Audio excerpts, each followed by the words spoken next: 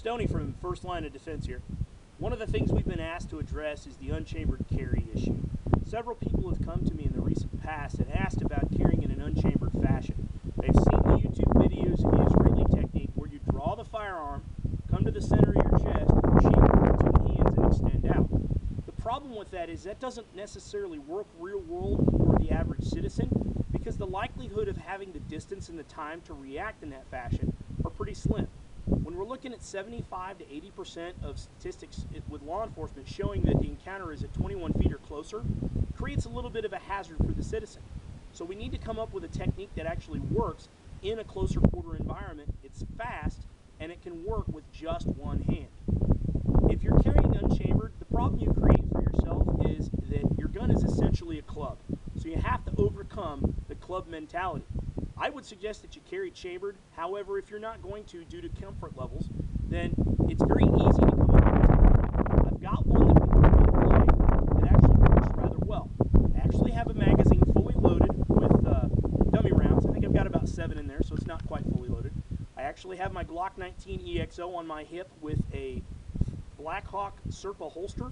You will need a retention holster of some type to actually accomplish this technique. It is not suggested that you use a holster with a snap. Some type of hard retention device is what is suggested, primarily because a snap, if you pull up on the slide of the firearm, the snap could give. You end up with an open top holster that actually allows the firearm to come out and hit you. And you also won't have the accomplished chambering effect. So you want something that is actually going to hold the firearm in place. Now keep in mind, this is outside the parameters of what the holster is designed to be to accomplish. The holster is not meant for this type of issue. However, it can be accomplished. So what you'll notice so far, so you know I'm not cheating you, no magazine in the firearm. I have an empty chamber. There's nothing in my gun. I'm going to go ahead and drop the slide, lock it into my holster, no clothing in the way, so we're good there. I'm going to go ahead and take that magazine of dummy rounds. I'm going to go ahead and insert it into the magazine well and lock it into place. The way this technique works is very essential because you want your hand in one particular position. If you try it with the thumb next to the body in the same position as what you would draw your firearm, you won't be able to get enough pressure on the slide or movement in the right manner to pull close to the armpit. You need to be able to pull as high and hard as you can, and you cannot achieve that with the thumb to the inside. You actually need to turn the hand over so that you squeeze with the palm and squeeze with the ring, middle, and pinky fingers. And you're going to pull as hard and as high as you can towards your armpit. This can be accomplished by doing that with just that single hand. Plus, if you have to, got a little wind, so give me a second. If you have to, you can use your opposite hand to go ahead and defend yourself by blocking and protecting your head, lashing out and striking. That's primarily so that if your attacker happens to be at close range, you can actually pull off this same chambering technique. So without any type of defensive movements, just the chambering. Here we go. Grab the slide, get the grip, pull up as hard and fast as you can, all the way to the top. It locks in place, or pulls all the way to the stop, let go. You should now be chambering. Take the magazine out, holster the firearm. When you get in a safe direction, I'll go ahead and unchamber that dummy round. You should see it flop out. There it is. I'm going to holster again. Show you the technique one more time. Pull all the way up. Let go. You should now be chambered. So you see it again, pointed in safe direction. There's a dummy round. Now we're going to do the technique again, but I'm going to do it with a defensive action. I'm going to protect my head, then I'm going to actually chamber my firearm, and I'm going to draw to that position. We'll remove the magazine after I've drawn the firearm. So my attacker starts to strike, I defend, I grab my slide, I'm loaded, I pull my gun to come up to my rib cage and turn to shoot. Bang bang if I point the muzzle at the firearm to the bad guy. So let's see how that worked. Technique 1, we go overhand. Fingers along the slide to the inside of the body, thumb pointed toward the armpit using the meaty portion of the hand. We're going to pull straight up toward the armpit, let go. Straight up, let go. We should be chambered. There it is. One more time.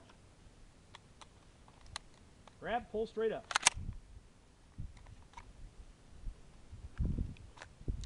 Comes out.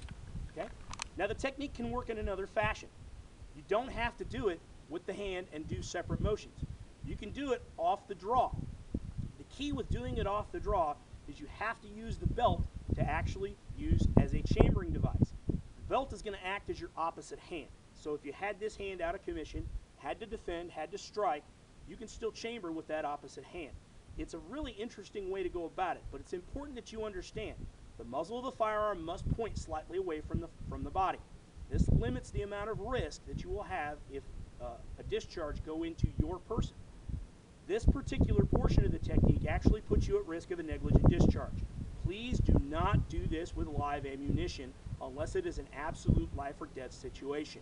The reason for it is, for my saying that, is this. Your finger could come close to the trigger. Sorry, a little wind. You could wind up with the muzzle pointed at yourself in a high stress situation. And if those two things occur and you wind up with a discharge, you can shoot yourself. So you saw we're already empty. One continuous shot. This technique is pretty simple. All I'm going to do is center my chest with my hand. I'm going to draw my firearm. I'm going to turn away from the body, turn the magazine well away so the sights run down my ribs. I'm going to run down my side and grab the belt. All the way down and release. Quite simple, and now all of a sudden we have a chambered firearm. So I'll pull the magazine out, step forward. Once again, chambered firearm. Same thing again, draw the firearm, turn out away from the body, a little more speed this time, all the way down, and just like that we're chambered. Magazine's in the wall. The technique can actually be done as well with a defensive action. And all you'd need to do is add that hand in for the protection or an alternate strike. But you have to remember, you have to get that sight to lock onto that belt so that you can actually get it chambered. So defensive action comes in, draw the gun, come down to the belt line. Just that easy, I'm chambered. There it is. It's pretty easy. You just have to take your time and make the technique work. Under high stress, you're going to be tempted to go as fast and as hard as you can. Take your time. You're already in a high stress situation. Don't make it worse by missing the chamber. So we'll do a little more speed this time.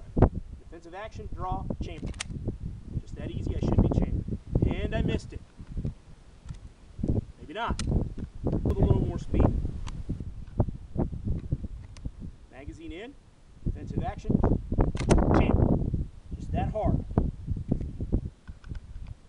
There it is. Technique 2 with a dud round. Bang.